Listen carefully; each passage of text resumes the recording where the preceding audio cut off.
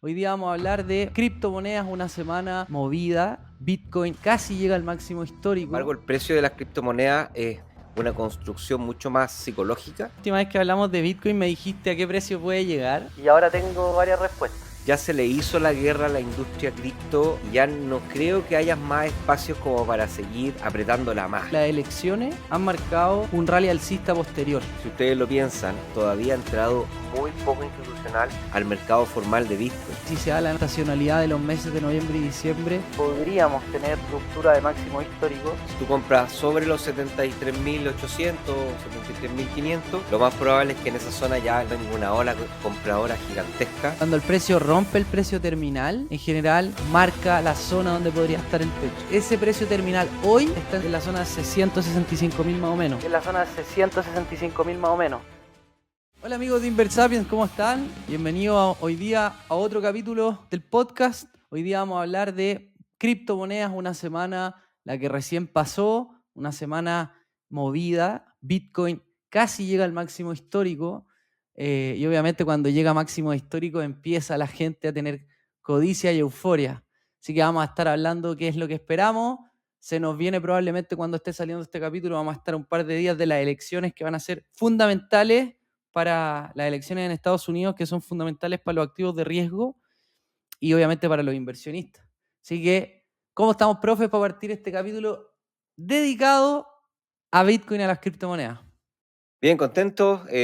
Además de aprender de Bitcoin, para los que quieran aprender a invertir, pues son unos bonitos activos como para aprender cómo los sentimientos y el comportamiento humano afectan los precios de los activos. No es lo mismo con los bonos ni tampoco con las acciones. Estos, estos instrumentos generalmente, bueno, son afectados por el sentimiento, pero igual tienen utilidades, tienen dividendos, tienen interés, o sea, tasas de interés, digo, o sea, son un poquito más mecánicos, ¿ya? Tienen fundamentales, como dicen los especialistas. Sin embargo, el precio de las criptomonedas es una construcción mucho más psicológica y eso hace que sean muy entretenidos de analizar, de estudiar, de seguir, porque de esa manera se aprende muchísimo de finanzas conductuales que a mí me encanta. Y como siempre, a diferencia de lo que dice Carlos, no estoy tan de acuerdo. Yo creo que las elecciones no van a ser tan determinantes. Sí, obviamente van a agregarle volatilidad. Puede ser que adelante o retrase, pero yo estoy más bien positivo a mediano plazo con Bitcoin y creo que en algún minuto va a lograr romper su gran barrera psicológica de los 73.000, 73.500, que ha sido el máximo histórico y que esta semana que pasó la pinchó, la logró tocar, pero nuevamente hay mucha venta programada de por medio, así que volvió el precio a caer bajo los 70.000. Por ahí 69.000 estamos ahora que estamos grabando el episodio. Así que contento y obviamente en excelentes manos porque Carlos sabe, pero muchísimo, muchísimo de cripto, de Bitcoin y de criptos y está permanentemente ahí haciendo las clases del club de trading y también actualizando todos los reportes junto al Liro de la membresía. Así que ambos saben muchísimo y yo aprovecho de aprender mucho también. Vamos, Carlos. Ya, profe, partimos como siempre. A ver, vamos a proyectar pantalla, pero vamos a lograr, nuestro objetivo es que cualquiera que esté escuchando pueda entender lo que estamos hablando sin tener que mirar. Lo otro que es muy relevante entender es que en cualquier activo que hablemos, incluyendo ahora Bitcoin, son diferentes las aristas que influyen en el precio. Entonces, vamos a ir tocando esas aristas de a poco. Vamos a partir por la parte macroeconómica que afecta a los activos de riesgo. Vamos a seguir con lo que pasa en la industria propiamente tal, incluyendo ahí lo que puede pasar en las elecciones. Han pasado cosas choras en,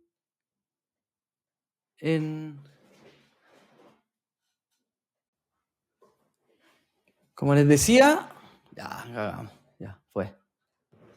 Entonces, como les decía, vamos a ir viendo las diferentes aristas que influyen en el precio de las cripto y de Bitcoin. Vamos a partir por la macro, que es lo que estamos proyectando.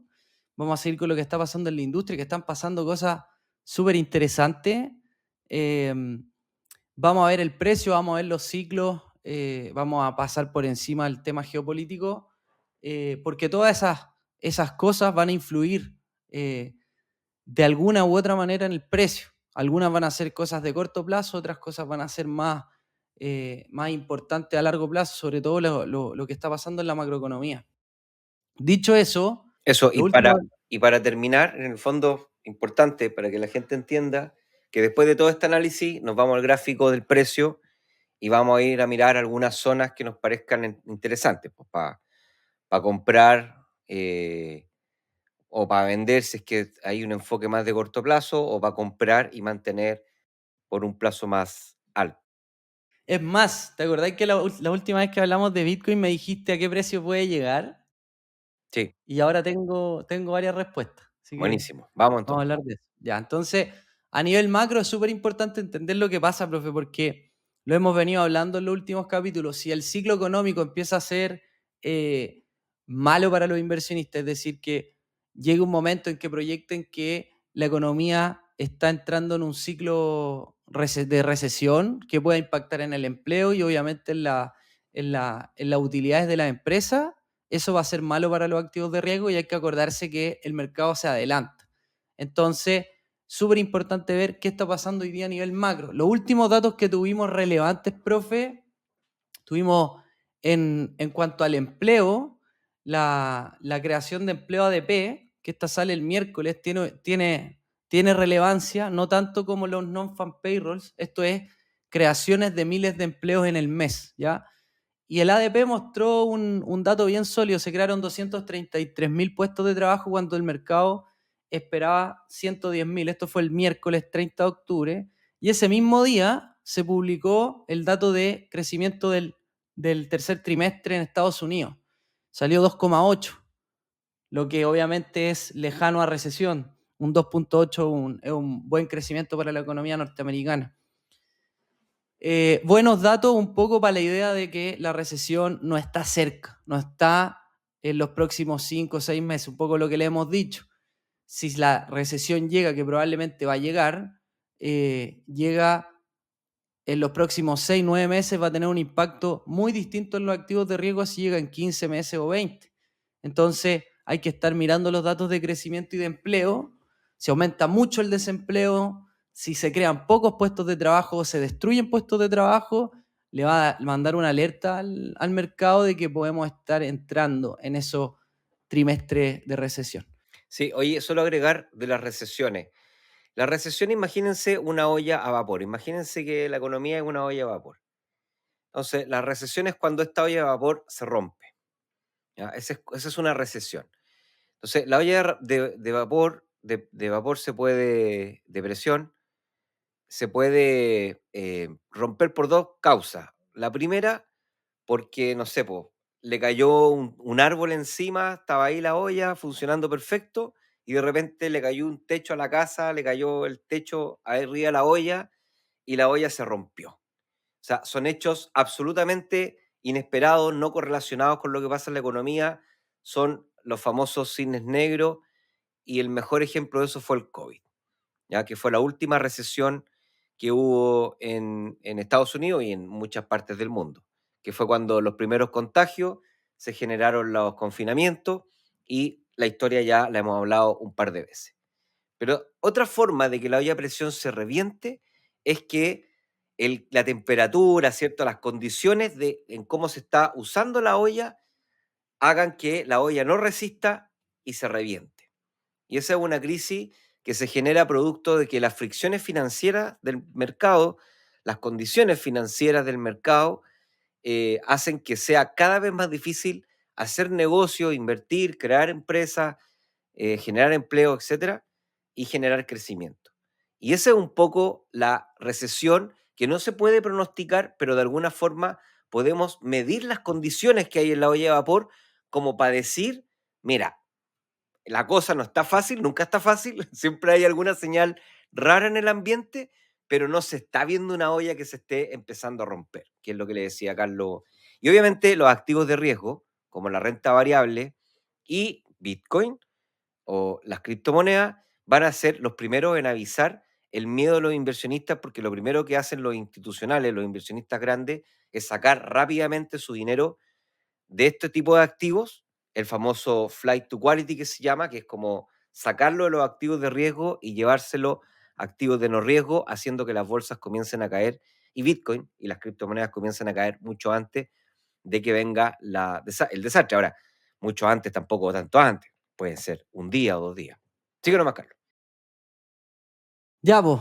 Después el jueves tuvimos gastos de los precios del gasto en consumo, ¿ya? O el PCE, que es parecido a la inflación, solo que mide el gasto del retail, de lo que consume el retail, y bastante en línea con lo esperado. La inflación no está en puntos extremadamente bajos, pero está llegando al rango meta, sigue igual con los últimos datos que han salido un poco leves sobre lo esperado. Probablemente haga que el ciclo de bajas de tasa sea un poquito más lento de lo que esperaba hace un tiempo el mismo mercado. El mismo jueves sale el dato de nuevas peticiones de subsidio por desempleo. Este dato es importante para ver cómo puede estar el mercado laboral y sale más bajo de lo esperado, es decir, 216.000 personas hicieron la petición del subsidio cuando el mercado esperaba 229.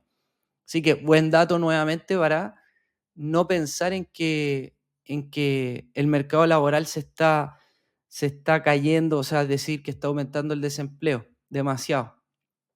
Pero el viernes, 1 de octubre, dan el dato de la tasa de desempleo, se mantiene al 4,1, un dato acorde a lo que espera la Reserva Federal, pero hay un dato que sale harto peor de lo esperado, que creo que empieza a pintar una pequeña alarma, que es las nóminas no agrícolas o non-farm payrolls. Se esperaba que se crearan 106.000 puestos de trabajo no agrícolas y se crearon 12.000. ¿Ya? Entonces, este dato es para estarlo revisando. Probablemente si el próximo mes tenemos un non-farm payroll sobre 100.000, 150.000, probablemente esta alarma haya sido algo momentáneo. Eso Pero hizo, y eso hizo, Carlos, confírmame que tú seguís bien la tasa, o las expectativas. Eso hizo que el viernes las expectativas de que la Fed, perdón, nuevamente recorte la tasa el 6-7 de noviembre aumentó a casi 100, ¿o no?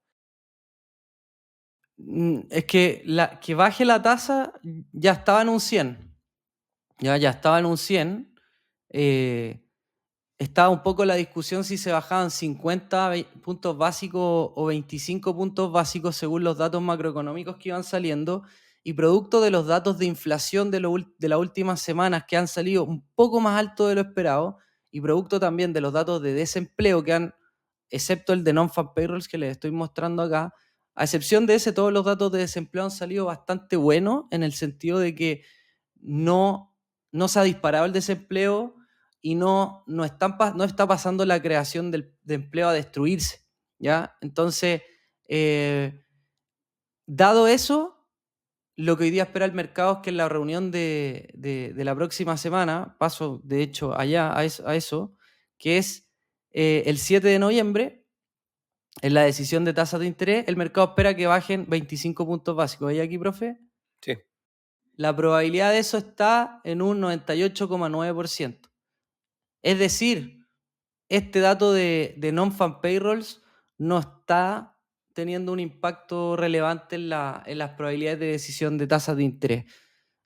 Hace varios días y varias semanas, con los datos de empleo que han ido saliendo y de inflación, el mercado dejó de descontar que podía bajar 50 puntos básicos la tasa, y está descontando casi con un 100% de probabilidad que va a bajar 0,25% la tasa nomás.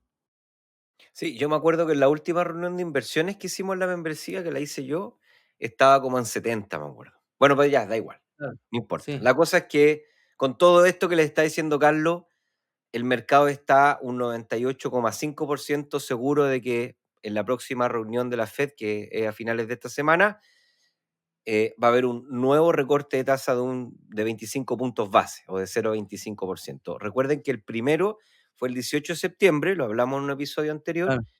y eso marca un nuevo ciclo en los mercados financieros que se llama el ciclo de comienzos de recortes de tasas, que es distinto al ciclo que veníamos, que es el ciclo de tasas altas. Y eso obviamente que va a impactar fuerte a los activos de riesgo y dentro de eso las criptomonedas. Sí, y en esa línea va a ir terminando la parte macro. Entonces acá, y bueno, el martes 5 son las elecciones, así que atento con eso. Probablemente en el mediano plazo no tenga tanto impacto en el mercado cripto y en los activos de riesgo, porque ya hemos hablado, ¿cierto? Ahí estuviste con Tomás y vimos en algunos capítulos que, que el presidente, sea demócrata o republicano en general, no tiene una incidencia en que a la bolsa le vaya bien o mal. ¿Ya? En promedio a la bolsa le va bien, sea demócrata o republicano, pero en el corto plazo, particularmente para las cripto, como Trump se ha declarado promotor de Bitcoin, es probable que en el corto plazo, si sale Trump, pueda tener un impacto positivo en el precio. Incluso me atrevería a decir que podría romper máximos históricos con ese hito. Y si sale Kamala, por lo menos en el corto plazo puede tener un impacto más negativo, ¿ya? Yo creo, Carlos, que hay dos efectos que pueden pasar con Trump. Primero, si sale Trump, que es más cripto, que obviamente es pro cripto, de hecho ha ido a buscar el votante crypto lover, creo que estoy de acuerdo contigo. Podría ser que eso le diese ánimo a los inversionistas para comprar Bitcoin y ese sobrecompra podría terminar de romper todas las ventas automáticas que hay justo en la zona de los 73.000, 73.500. Y si llegase a firmarse sobre los 73.500, ahí viene un segundo efecto que es como la ola Euforia, sentiment, la ola de los sentimientos. Todos los inversionistas se van a tirar claramente a tomar posiciones de compra y eso puede hacer que haga que el precio tenga un segundo aire que lo puede llevar más lejos aún. claro. Eh, y si pasa con Harris, creo lo contrario, creo que ahí se va a debilitar y nuevamente vamos a seguir en el rango que está bien marcado, se los vamos a mostrar más adelante, pero vamos a seguir en el rango de los 59.000 y 73.000 que se ha marcado durante casi todo el año. Sí, ya, y en esa línea también importante entender, y un poco lo que les digo a los alumnos, es, bueno, pero en qué momento estamos hoy? ¿Qué es lo que está pasando en el ciclo económico? Y hoy día, profe, mira, si se ve este gráfico, muestra el M2, que es el dinero en circulación, más los depósitos a plazo, las cuentas corrientes, el dinero en efectivo, el dinero en las cuentas, etcétera, de países como Estados Unidos, Europa, Japón, ¿ya? Entre otros. Y fíjate acá que es el crecimiento año contra año. Eh, en línea, en el histograma en líneas azules, y la línea amarilla es el precio de Bitcoin. Lo voy a agrandar un poquito. Entonces, fíjate cómo cuando hay un crecimiento año contra año de la masa monetaria, fíjate acá, por ejemplo, que llegamos a un piso y empezamos a aumentar el dinero en circulación año contra año, el precio de Bitcoin en general tiende a subir. Y cuando llegamos a la cima de ese crecimiento y empieza a desacelerar el ritmo al que se inyecta liquidez al mercado, también coincide con bajadas de precio de Bitcoin, ¿ya? Y esto es Entonces, la naturaleza antiinflacionaria de Bitcoin y del oro, que son como los claro. dos activos que los inversionistas van a ir a buscar si es que empiezan a oler que hay riesgos importantes de aumento de la inflación, producto de este aumento en la circulación monetaria dentro de una economía, la cantidad de billetes que andan dando vuelta en una economía. Mira acá, profe, se da de nuevo, 2019, llegamos al mínimo en la aceleración del crecimiento de la liquidez y coincide con el mínimo que tuvo Bitcoin en ese momento, ¿ya? Empieza a subir esto, la masa monetaria, y Bitcoin alcanza uno de los máximos históricos de ese momento, cerca de los 65.000, y nuevamente cuando empieza a bajar el ritmo de la creación de la emisión de dinero o de la oferta de dinero, coincide con cuando empieza el ciclo a bajar, ¿ya? Y hoy día, fíjate que la pendiente de esta aceleración de inyección de liquidez cambió. Pasamos de una pendiente negativa, hoy día estamos en una pendiente positiva. Te diría que lejos de pensar hoy día en que estemos en la parte final. Por eso es importante entender que hoy día que la Reserva Federal está empezando a bajar las tasas de interés, si es que no hay recesión y se mantiene un soft landing o un aterrizaje suave para la economía y se sigue inyectando liquidez como podemos ver acá, eso probablemente sea un buen impulsor para el precio de los activos de riesgo y Bitcoin. Sí, ahora esa inyección de liquidez también está muy correlacionada con problemas económicos. Entonces, no es tan buena noticia que se aumente la inyección de dinero en la economía, porque podría ser por dos razones. La primera es por razones naturales, que es la economía está creciendo y necesitamos más dinero para poder apoyar ese crecimiento. Y en ese caso sería genial que se inyectara más dinero en la economía para poder promover el crecimiento.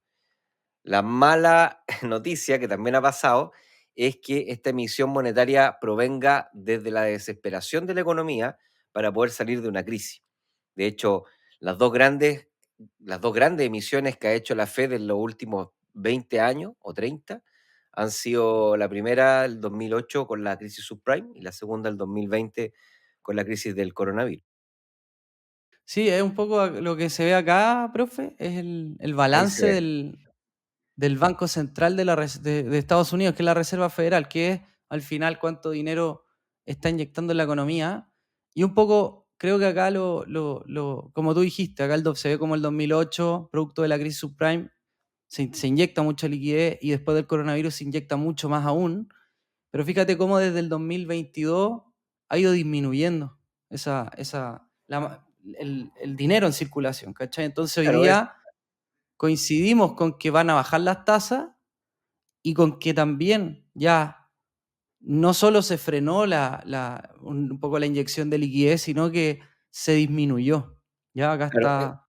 eso se conoce como la política monetaria contractiva no convencional o quantitative tightening, que es ahora después de ponerse a inyectar dólares en la economía, que es lo que es el quantitative easing, que parte el 2008 y empieza a subir con distintas pendientes, pero más o menos siempre positiva, hasta el 2018, en donde la inflación nuevamente comienza a ser un problema y comienza la Fed a hacer el quantitative tightening, que es al revés, a retirar dinero de la economía. Y se encuentra con el coronavirus, que es el segundo salto que se ve en el gráfico, y de ahí comienza a aumentar la reserva, la cantidad de dinero en la economía para poder sostener la economía en contexto de coronavirus, ¿cierto? Y una vez que llegamos al máximo de la inflación y comienza la Fed a controlar la inflación, ya la agenda no es promover el crecimiento, sino que ahora la agenda es controlar la inflación, comienza el quantitative tightening 2 que se ve ahí, ¿cierto? Que es empieza a caer, a caer, a caer, y se ha venido preparando bastante, ha venido haciendo bien la pega, y eso lo que puede pasar es que eso siga cayendo mientras la economía no se rompa. Si se llega a romper, ya sea porque las condiciones de la economía no soportaron esta sacada de dinero, ¿cierto? O por cualquier otro efecto no relacionado con la economía, entonces seguramente vamos a ver otro salto en la emisión monetaria y nuevamente el ciclo se va a volver a repetir. Y lo que les dice Carlos es que si eso llegase a pasar, coincide con aumentos importantes del precio del Bitcoin, porque cada vez que hay emisión monetaria hay inflación y lo que quisiéramos todos los inversionistas es comprar activos que me protegieran contra esa inflación. Y Bitcoin es una moneda antiinflacionaria, porque para los que están recién aprendiendo de criptomonedas, Bitcoin tiene una cantidad fija de emisión. O sea, no se van a poder emitir más de cierta cantidad de Bitcoin y por lo tanto los Bitcoin que se emitan van a hacer eso y eso hace que sea antiinflacionario. O sea, me refiero, no va a haber alguien que aumente la cantidad de Bitcoin existente que haga que todos los Bitcoin valgan menos. Sí, aquí también, pero igual hay que tener cuidado porque si ocurre algo que haga quebrar la economía, en el momento que ocurra eso, Bitcoin va a caer y probablemente va a caer harto. A pesar de que en el futuro cercano haya inyección de dinero, ¿se entiende? O sea, lo que pasó en el coronavirus, horrible, todos los activos de riesgo, incluyendo que las criptos, caen muchísimo. Luego de eso viene una inyección de liquidez que hace que se recuperen. Eh, pero en este caso, creo que con el comienzo del ciclo de bajadas de tasa, este gráfico debería no aumentar como aumentó en el coronavirus, no aumentar como aumentó en el 2008, pero al menos esta pendiente debería, eh, no sé, aplanarse y comenzar a subir quizás lentamente. Si igual a largo plazo tiene una pendiente positiva, Claro, ¿cierto? porque, exacto, y eso va a depender de la velocidad del crecimiento de la economía, Carlos, porque la economía, al ser más grande, necesita más dinero. Físicamente necesita más dinero. Al haber más población, al haber más negocios, al haber más producción, las consumidores y las empresas necesitan más dinero para poder hacer andar a esta economía. El punto está en que esa mayor dinero tiene que ir subiendo a una tasa que permita que la economía crezca a un 2% a largo plazo. Esa es como Claro. la política de la Fed.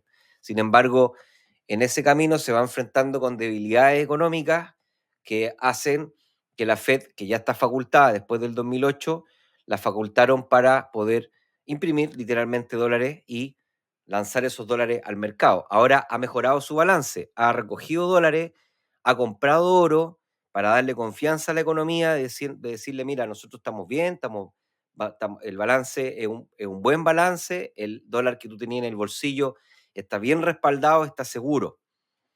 Pero eso no quita que a la vuelta de la esquina pase algo que no esté relacionado con la economía, como un coronavirus, como una tercera guerra mundial, yo qué sé, apocalipsis zombie, qué sé yo, que haga que esto vuelva a saltar fuerte como saltó en el caso del coronavirus. Y efectivamente, cuando hay recesiones, todos los activos de riesgo van a caer de manera fuerte. Sin embargo, rápidamente se van a recuperar los activos que obviamente estén mejor preparados para esa emisión monetaria que va a generar inflación. Bueno, sí, eso es verdad, que cada vez que hay un problema en los últimos 20 años, el Banco Central de Estados Unidos lo ha solucionado inyectando liquidez. Entonces, resumen de la macro, una de las razones por la que hoy día Bitcoin está testeando máximos históricos, no es la única, pero una de las principales, es que la economía de Estados Unidos está mostrando solidez hasta ahora, con un buen crecimiento y un mercado laboral que eh, obviamente se ve afectado de haber tenido las tasas altas tanto tiempo, pero que no está entrando todavía en niveles tan preocupantes. Eso es una de las principales razones que hace que Bitcoin la semana pasada haya testeado los $73.000.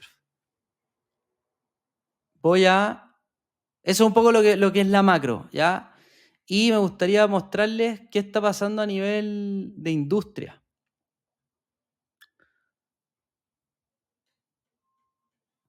A nivel de industria y un poco también hablando del tema de las elecciones, ¿ya? Un poco esto, ya les dijimos que nos quedan menos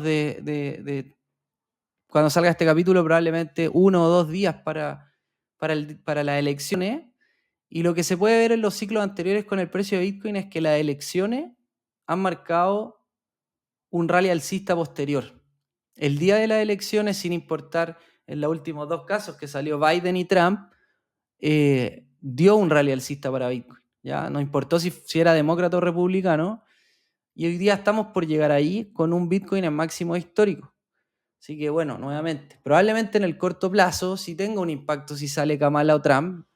Si sale Trump sea positivo, si sale Kamala no sea positivo o incluso sea negativo, pero probablemente en el mediano plazo no sea tan relevante cuál de los dos sale, ¿ya? Fíjense acá en este gráfico que un poco lo que intenta mostrar eso es cada línea vertical es el halving, que es un evento que ocurre en Bitcoin cada 4 años.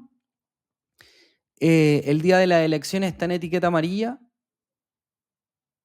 y quien asumió la presidencia en etiqueta azul. Barack Obama, Donald Trump y Biden. Fíjense que en los 3 casos anteriores el precio de Bitcoin se vio muy fortalecido después del día de las elecciones, sin importar si era demócrata o republicano. De hecho, tenemos 2 demócratas y un republicano. Eso, ¿ya?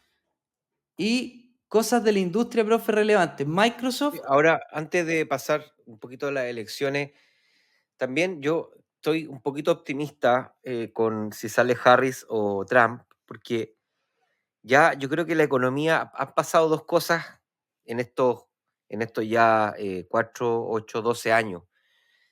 desde cierto el gobierno el primero que tenéis marcado ahí Obama. de Obama, ya, bueno. Primero, yo creo que ya, ya se le hizo la guerra a la industria cripto y ya no creo que haya más espacios como para seguir apretándola más, ¿ya? O sea, ya como que ya le pegaron los combos que había que pegarle y ya es difícil que le puedan hacer más daño al activo. Y lo segundo es que hoy día, acuérdense que la SEC aprueba que los institucionales, los inversionistas institucionales, pueden emitir fondos de inversión que compren Bitcoin y Ethereum. Entonces, hoy día ya hay un reconocimiento que no había anteriormente. Entonces, ¿qué puede hacer Harris? Bueno, efectivamente puede ser que no veamos este impulso positivista, ¿cierto? De los que son pro cripto y están esperando que salga Trump. Puede ser que se desanimen, que se asusten incluso algunos. Sin embargo, no veo en el horizonte algo que Harris pueda hacer como para causarle un daño importante al activo durante una gran cantidad de tiempo. Entonces, no creo que sea un factor de corto plazo relevante, o sea, perdón, no creo que sea un factor de mediano plazo relevante, creo yo. Dale, después lo que pasa en la industria, profe, Microsoft, en uno el 24 de octubre, ¿ya? En un archivo de Microsoft Corp que presentó ante la SEC, había un ítem inesperado, que era que le preguntaba a los accionistas si en su próxima reunión anual del 10 de diciembre querían invertir parte de su dinero en caja, que está en depósito a plazo y cosas de ese estilo, querían invertir una parte en Bitcoin. Ya un poco, todo esto va de la mano con lo que está haciendo MicroStrategy, que ahí tiene esta estrategia de comprar Bitcoin promediándolo y obviamente la acción ha subido muchísimo desde que lo hizo. Es una, si no la mejor en rendimiento de todas las acciones norteamericanas. Y nada, pues esto también es un hito, o sea, ya que una empresa tan importante como Microsoft esté pensando en gestionar parte de su caja o del dinero que puede invertir como cartera propia en, en instrumentos como Bitcoin, es algo que hace 5 o 10 años era completamente impensado. Sí, sí, MicroStrategy es un caso súper interesante porque se está empezando a adelantar un poquito el movimiento de Bitcoin. Como que los inversionistas más audaces, ¿cierto? No les basta solo con comprar Bitcoins, que está más lateralizado, sino que están empezando a tomar fuertes posiciones en esta acción y claramente la acción está en una tendencia alcista potente, Bacán, sí. obviamente con harta volatilidad, hay que tener cuidado. Esa no es creo, una buena acción como para tener el dinero así a mediano y largo plazo de manera pasiva, pero a los del club de trading les gusta harto tradear esa acción porque se mueve bastante bien, ha tenido esta tendencia positiva porque los inversionistas también exageran. O sea, si bien es cierto, parte importante tal vez de la caja esté en Bitcoin, también hay mucha especulación, son acciones que son altamente especulativas y eso hace que los inversionistas cuando se animan mucho con Bitcoin van a comprar esta acción y la hacen subir antes incluso que Bitcoin comienza a subir. Sí, acá, profe, la reunión de accionistas el 10 de diciembre, y ojo que la junta de Microsoft recomendó a los accionistas votar que no, que no Mira, se invierta parte de la caja, pero si llegara a salir positivo, lo que se estima es que son como 76 mil millones de dólares lo que mantiene en efectivo y equivalente en Microsoft, y si los accionistas presionan a la empresa para destinar como un 10% de eso, serían 7.600 millones de dólares que podrían entrar a comprar Bitcoin. Así wow. que esto sería un hito relevante pensando en que es parte del Q4 y que hemos hablado que el Q4, es decir, octubre, noviembre, diciembre, son lo mejor para Bitcoin en precio. Pero no es lo único, profe. Además de eso, acá está la primera universidad en invertir o comprar Bitcoin, ¿ya? Yo no la conozco, no sé si tú querís más No, académico, tampoco, ¿no? no. Tiene 234 Bitcoin, ¿ya? La primera universidad que está invirtiendo en Bitcoin. Así Mira, que, 234, voy a decir harta platita. al Tiene un decano de poquito la más, facultad. tiene un par más que tú, ¿ah? Si no, sí, puede ser, un poquito más que. Ojalá.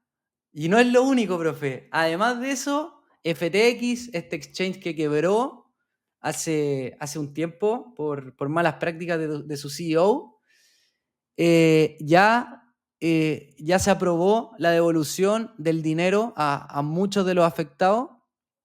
Em, no se han dado fechas para saber cuándo se van a entregar estos montos, ¿ya? Pero sí es muy importante entender que estos inversionistas que tenían sus criptos ahí van a recibir la devolución del dinero. Ahora, son como 16.000 millones de dólares.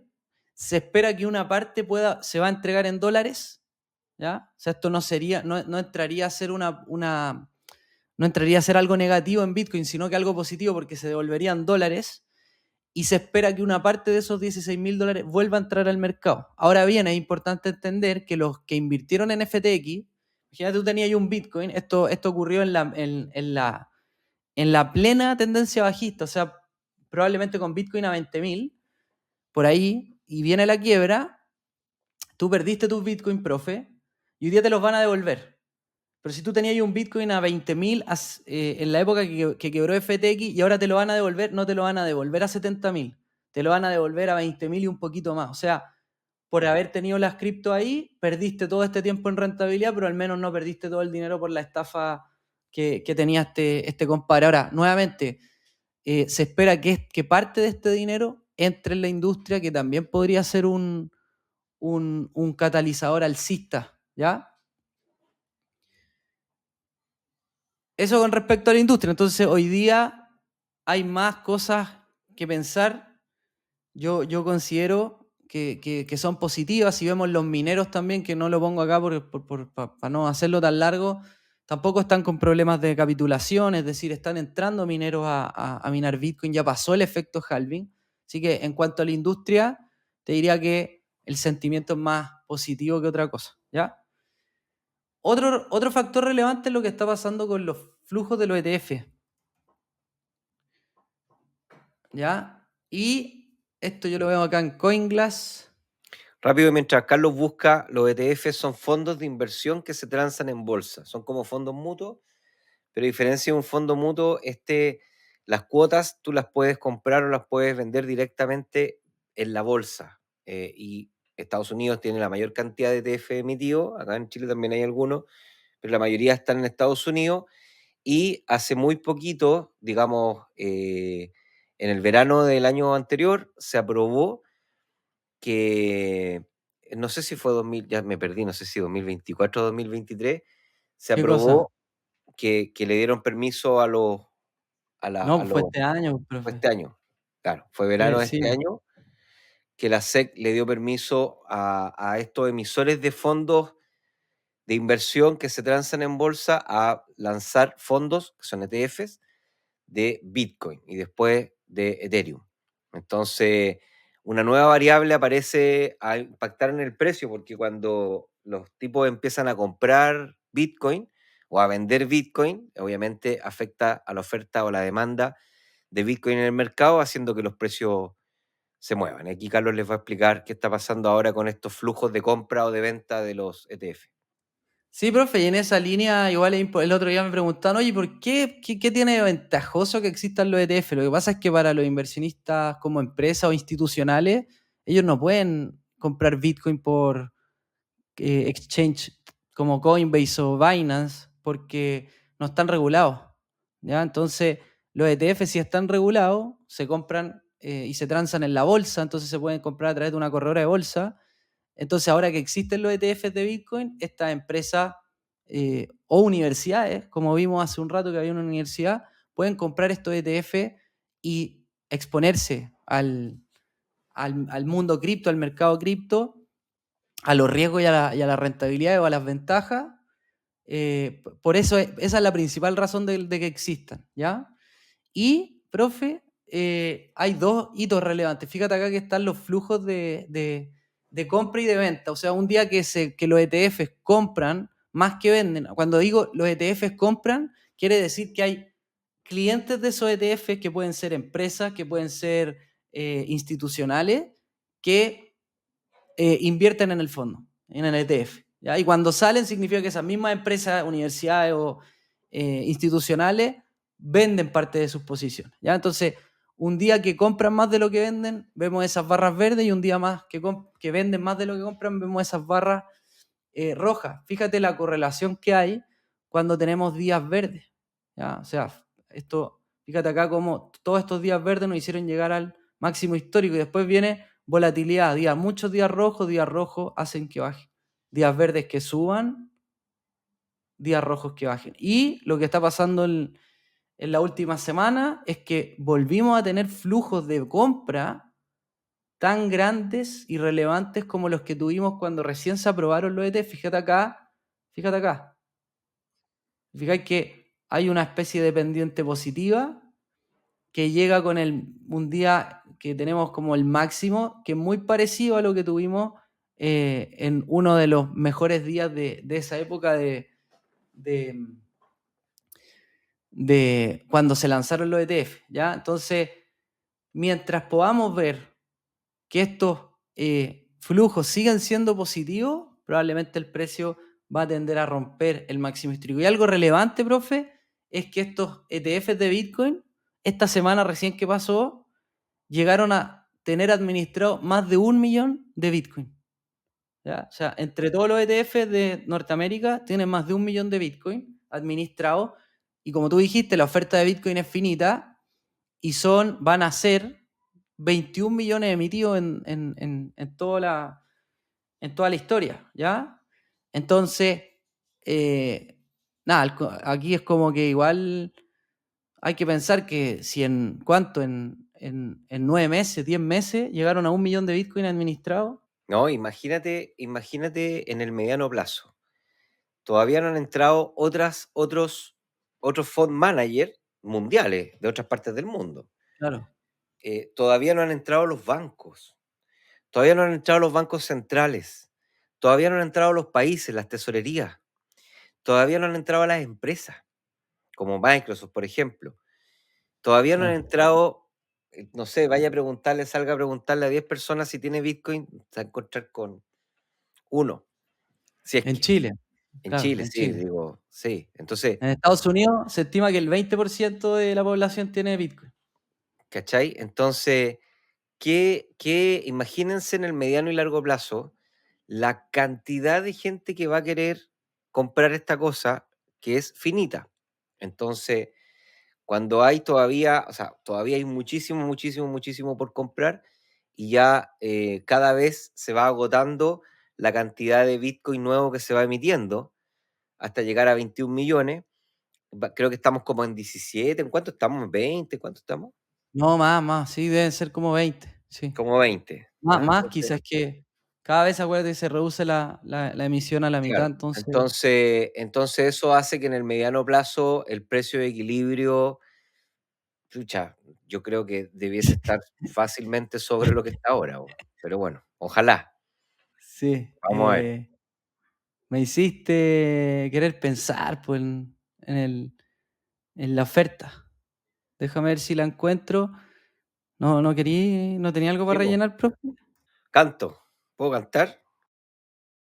Puedes cantar, sí.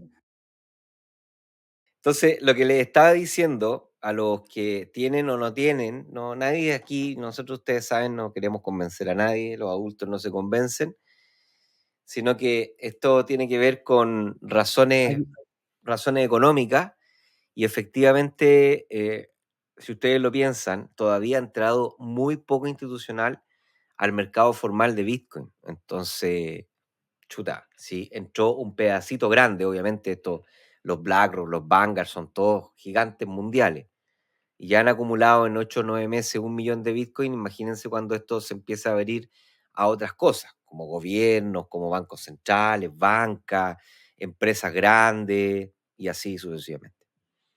Ahí está Profe, mostrando Carlos la emisión. sí, mira, a la fecha se han emitido el 94% de los bitcoins que de los 21 millones son 19.784.000 más o menos, ¿ya? Lo relevante es entender que como va a seguir ocurriendo el halving que reduce la emisión a la mitad cada 4 años, vamos a tener los 21 millones, el 100% emitido para... no, esto está malo. Es como el 2140 oh, no me acuerdo, 144 puede ser. Pero bueno, en fin, queda tiempo, pero cada vez se va a emitir una cantidad menor, ¿ya? Claro, para que la Y gente la que nos gran está parte de la escuchando, emisión ya se hizo. claro, para que la gente que nos está escuchando y no viendo, tranquilo, no significa que esto va a seguir creciendo hasta el 2200, sino que lo que estamos diciendo es que la gran parte de la emisión ya se hizo, ya el Claro. 94% ya se hizo, y ahora solamente queda el 7%, pero es tan bajita la tasa de emisión que imagínense que para que se llegue a emitir el 7% restante, faltan 100 años. O sea, es, es casi cero la tasa de crecimiento. El oro, la tasa de crecimiento de emisión de oro, de emisión entre comillas, de explotación de oro, ¿cierto? Es como de un 2%. Y el oro es el activo antiinflacionario formal de la economía. Y ese tiene una velocidad de crecimiento, o sea, la cantidad de oro que hay disponible en los mercados crece en un 2% al año, que es como la velocidad de extracción que hay de oro más o menos en promedio. Entonces, el de Bitcoin es mucho más bajo. Sigamos nomás, Carlos. Sigamos, profe. Entonces, ya vimos macroeconomía, ya vimos, em, ya vimos la industria, ya vimos Vamos al técnico. los flujos de los ETF. Brevemente, conflicto geopolítico, lo que pasó en Irán, Irán a Israel. Israel atacó a Irán. Obviamente eso genera ruido. Pasó el fin de semana pasado, Bitcoin retrocedió un poco, pero la verdad es que después, como Israel no atacó centros petroleros, que era un poco lo que Israel dijo, eh, mientras no sean ataques que afecten mi oferta de petróleo, no, como que Israel dijo ya listo, Irán dijo ya no atacaron mis centros petroleros, atacaron centros militares, hubo pocos muertos, dijo ok, estamos a mano y esto probablemente no continúe en el corto plazo. Igual, un poco lo que hemos hablado acá con el profe es que esto, mientras no haya una tercera guerra mundial, todos estos conflictos bélicos, como el ataque de Israel-Irán o de Irán-Israel, o cosas que vayan pasando como un atentado, cosas de ese estilo, en general producen ruido, producen caída, pero depende mucho de la tendencia previa. Si estamos en una tendencia alcista, esto va a provocar una caída, pero pues probablemente con el pasar de las semanas se recupere, ¿ya? Vamos ahora a el ciclo de Bitcoin. ¿Ya? Esto lo hemos repasado hartas veces. Ciclo de Bitcoin. Tenemos el halving como evento hito que marca el ciclo, que es cuando se reduce la emisión de Bitcoin, que ocurre cada 4 años, y hemos tenido 4 halving. Fíjate cómo el halving marca un año previo bueno y un año posterior bueno. Acá pasó también en el segundo halving, en el tercer halving igual. Y en este halving ya tuvimos el año previo bueno, que subimos de 15.000 hasta 74.000 y hoy día estamos en una especie de rango lateral que si rompemos el máximo histórico debería tender a ser muy alcista, ¿ya? Que si te También hay fijáis, caídas feas, profe. También hay caídas feas posterior a un año o 15 meses después del halving, generalmente viene un año que es muy malo, que Bitcoin puede caer hasta un 80%, 85% dependiendo del año, ¿ya? si te fijáis, después de cada halving, igual vienen unos meses bien planos, ¿ah? O sea, los últimos dos Claro. halving se ven ahí cosas medias planas que, bueno, dan esperanza de que esto sea razonable y luego, bueno, venga el bull market en Bitcoin, venga la subida. También ocurrió algo distinto en este ciclo que no se había dado, profe. Fíjate cómo el máximo nuevo después del halving, o sea, el máximo Cuando se supera el máximo anterior al halving, como por ejemplo acá, generalmente es después del halving. Fíjate acá que era Sí. 32 y lo pasó después del primer halving. Después el máximo era 1242 y lo pasó varios meses después del halving. Después el máximo era cercano a 20.000 y lo pasó varios meses después del halving. En cambio ahora, producto de la entrada de los ETF, es primera vez que vemos que este máximo de 68.000 se superó antes del halving. Sí. ¿Qué Mira, opináis? ¿Eso puede ser algo bueno? ¿Puede ser tomado como una... yo lo tomo como una fortaleza, es decir, ahora no solamente depende de un recorte en la emisión, en el halving, sino que ahora hay un segundo factor positivo, que es que los ETF están comprando. Ahora, Claro. eso con la información que tenemos ahora, no sabemos qué puede pasar más adelante con los institucionales que podría desanimarlos en comprar y eso también va a afectar ahora negativamente el precio, que era una variable que antes no estaba.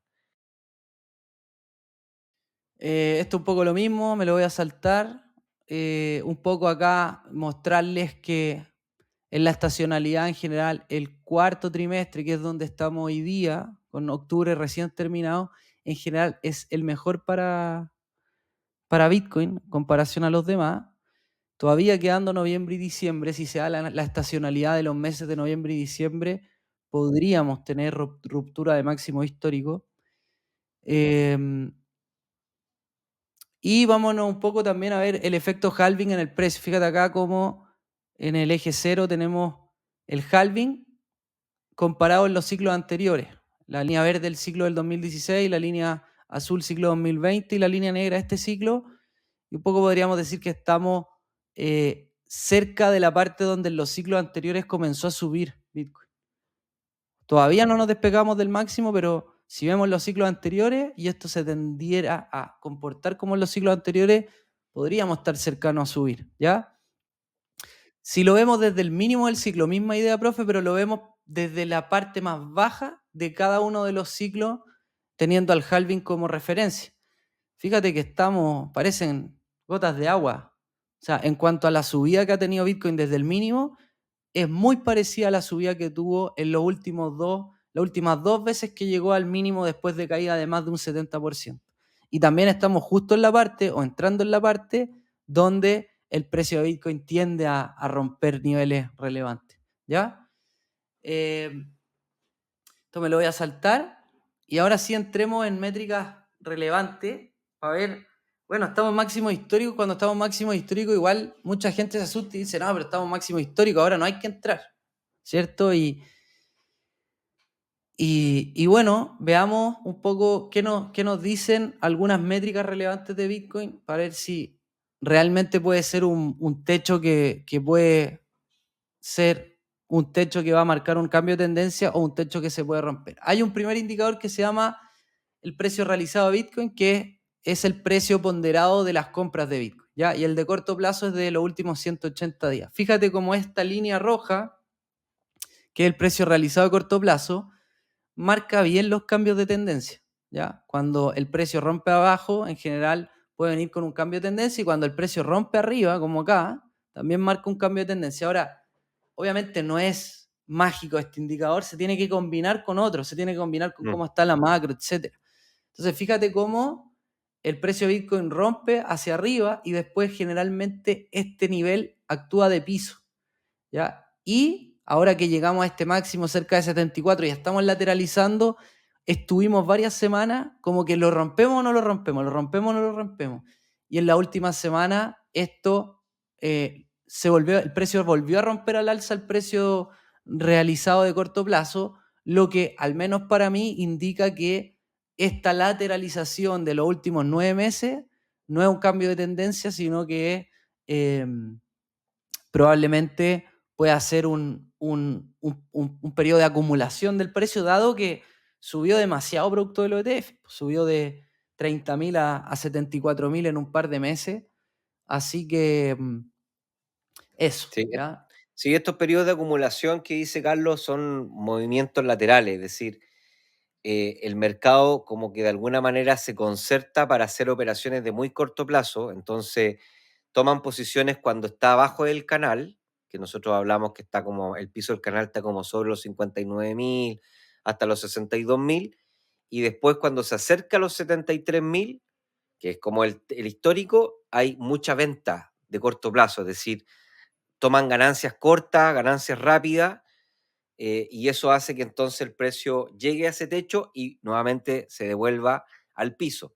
Entonces, eso se llama, en finanzas se llama un periodo de acumulación. O sea que los que están participando del mercado están comprando a corto plazo y vendiendo a corto plazo. Si es que llegase a ocurrir algo que hiciera o algún incumbente nuevo o algo macroeconómico que diera nueva información e hiciera que el precio rompiera el techo máximo de los 73.400, 500, entonces lo que va a pasar ahí es que este acuerdo de acumulación se rompe, porque los que estaban dispuestos a vender a 73.500 ya dicen no me conviene vender, ahora quiero comprar, porque esta cuestión no sabemos dónde puede llegar. Y eso es lo que nosotros les decimos que es la ola que se está esperando sobre el precio máximo, de mucha gente comprando, haciendo que el precio llegue, digamos, ya, no sé, pues ahí Carlos nos va a decir qué indicadores tenemos de techo potencial. Claro. Ya, entonces también, para pensar si estamos en un techo hoy día, este gráfico lo que muestra es el MBRB Z-Score, que tenemos acá en la línea púrpura, morada, para no ponerme, ya, de lo mismo, morado, el precio realizado, que son las compras, el promedio ponderado de las compras de Bitcoin, ¿ya? Y el precio de Bitcoin en línea negra. Entonces, ¿qué hace el MBRB? Mide qué tan alejado está el precio del precio realizado. Y generalmente cuando se aleja mucho arriba, te marca techo, y cuando se aleja mucho abajo, te marca piso, ¿ya? Y hoy día estamos en un nivel que no podemos decir que es un techo. No estamos en zonas de techo, ¿ya? Estamos en un rango entre 0 y 1, en un punto bastante neutral. Obviamente no estamos en el piso, pero este indicador no nos está mostrando techo. Claro, Misma idea, pero sobrecompra en el fondo. claro, misma idea, profe, ahora combinando varios indicadores, el MBR, el SOP-R y varios más, ¿ya?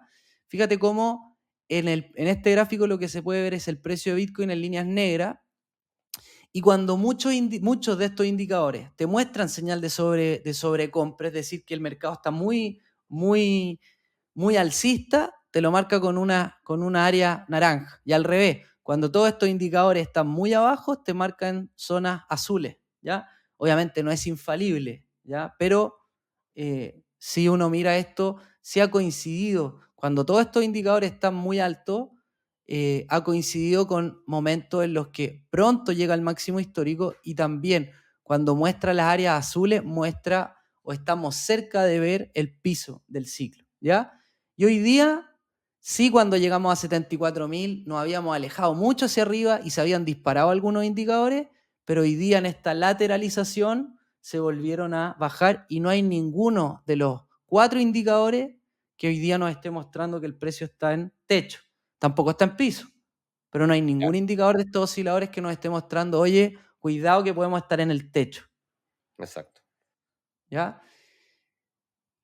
Ese me lo voy a saltar, ese me lo voy a saltar, y ahora sí, me gustaría ir al precio y después terminamos con cuáles son los rangos a los que podría llegar Bitcoin, ¿ya?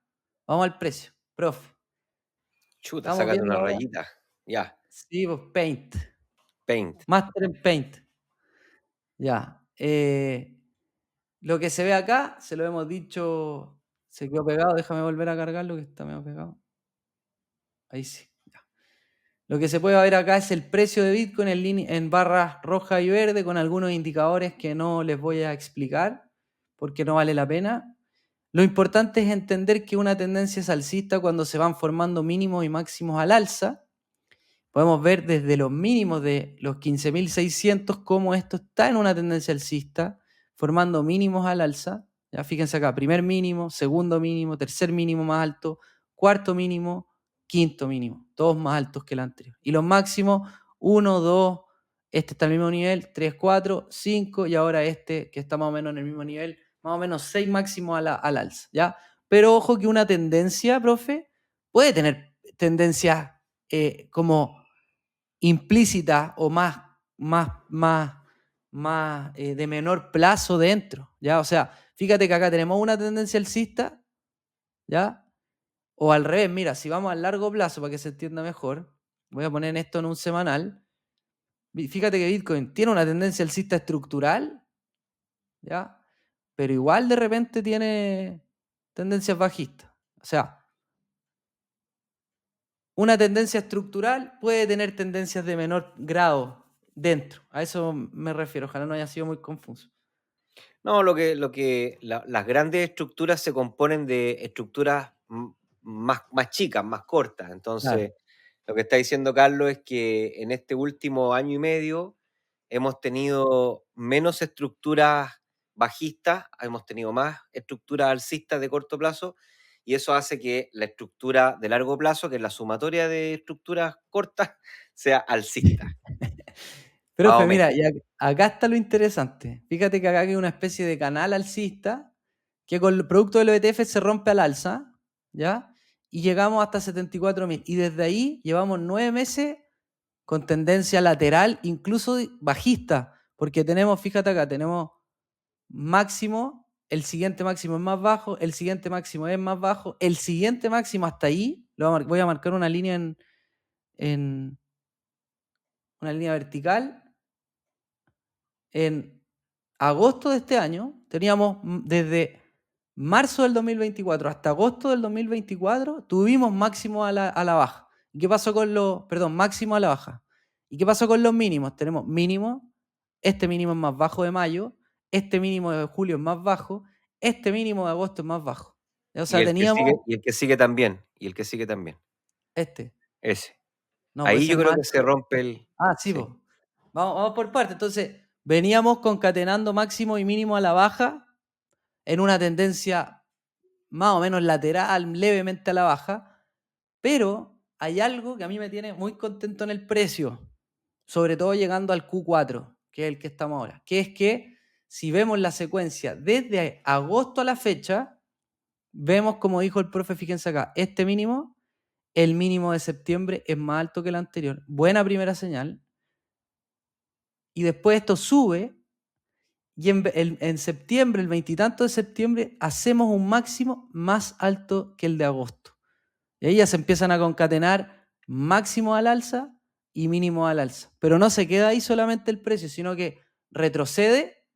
¿Y dónde deja el siguiente mínimo? Ahora ya tenemos 3 mínimos al alza. Tenemos el de octubre, el de septiembre, el de agosto.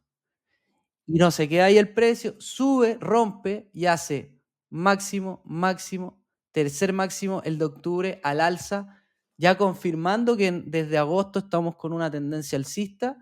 Y nuevamente el precio no solo se queda ahí, sino que además rompe, pincha, como dijo el profe, el máximo histórico, dejando también atrás este último mínimo de julio, perdón, este último máximo de julio a la baja, dejándolo atrás. Así que en cuanto al precio, profe, creo que haber retrocedido de 74.000 a 50.000, obviamente, sobre todo por la subida que tuvimos, Bitcoin subió casi sin parar desde 15.000 hasta 74.000, me parece bastante saludable que haya retrocedido así, sin dejar de decir que obviamente que asusta, sobre todo a los que entran en 60, 65.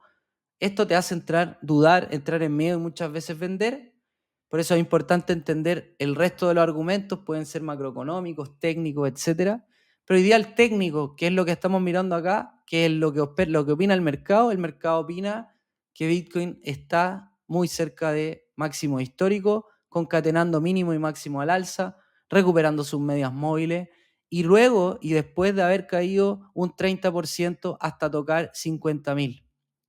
Entonces, dicho eso, en cuanto al precio, creo que hoy día haber recuperado de 50.000 hasta tocar el máximo histórico y concatenar una tendencia alcista es muy positivo. Probablemente, si sale Trump, sea el catalizador que estamos esperando para que esto rompa definitivamente el máximo histórico.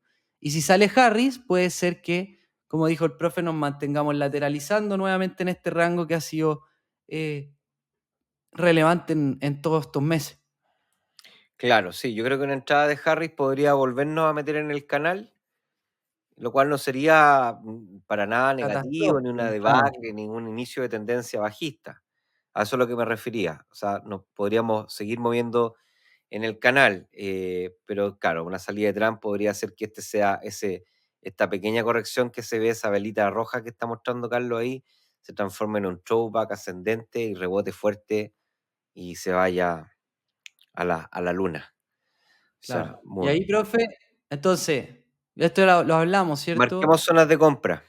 ¿Dónde hay menos riesgo para entrar? Menos riesgo es si superamos los 73.800. O sea, si llegamos a superar 73.800, probablemente estemos en las puertas de uno de esos ciclos alcistas que son bonitos de ver en un activo y de los que han sido en Bitcoin. ¿Ya?